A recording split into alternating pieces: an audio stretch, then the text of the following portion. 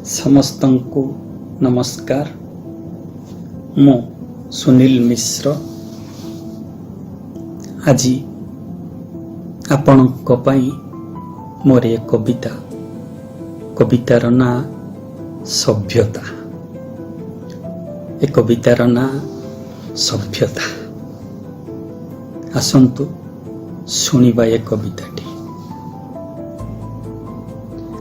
ଖୋଳୁ ଖୋଳୁ ଜଣା ପଡ଼ିଲା ଏଇଠି ଗୋଟେ ସଭ୍ୟତା ଥିଲା। ଖୋଳୁ ଖୋଳୁ ଜଣା ପଡ଼ିଲା ଏଇଠି ଗୋଟେ ସଭ୍ୟତା ଥିଲା। ମାଟି ତଳୁ ମିଳିଲା ଗୋଟେ ମାଟି ପାତ୍ର, ସେଥିରେ ଅଙ୍କା ଯାଇଥିଲା ଫୁଲର ଚିତ୍ର। ମାଟି ତଳୁ ମିଳିଲା ଗୋଟେ ମାଟି ପାତ୍ର, ସେଥିରେ ଅଙ୍କା ଯାଇଥିଲା ଫୁଲର ଚିତ୍ର।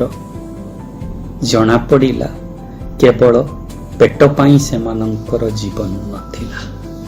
ଜଣା ପଡ଼ିଲା କେବଳ ପେଟ ପାଇଁ ସେମାନଙ୍କର ଜୀବନ ନଥିଲା।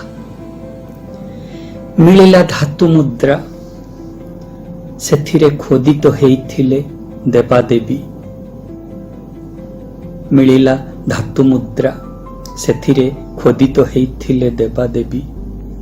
ଜଣା ପଡ଼ିଲା କେବଳ ଅର୍ଥ ସେମାନଙ୍କ ସମ୍ପଦ ନଥିଲା। ମିଳିଲା ଅପୂର୍ବ ଠାଣିରେ ଗୋଟେ ନର୍ତ୍ତକୀର ମୂର୍ତ୍ତି। ମିଳିଲା ଅପୂର୍ବ ଠାଣିରେ ଗୋଟେ ନର୍ତ୍ତକୀର ମୂର୍ତ୍ତି, ଯାହାର ଆଖିରେ ଚହଟୁଥିଲା ଚିରଜୀବନ୍ତ ହସ।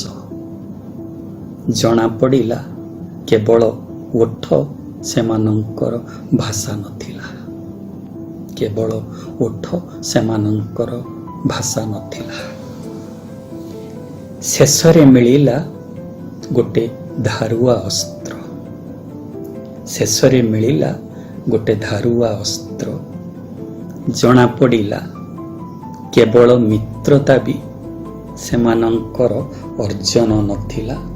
କେବଳ ମିତ୍ରତା ବି ସେମାନଙ୍କର ଅର୍ଜନ ନଥିଲା। ହଁ, ଏଇଠି ଦିନେ ସଭ୍ୟତାଟିଏ ଗଢ଼ି ଉଠିଥିଲା।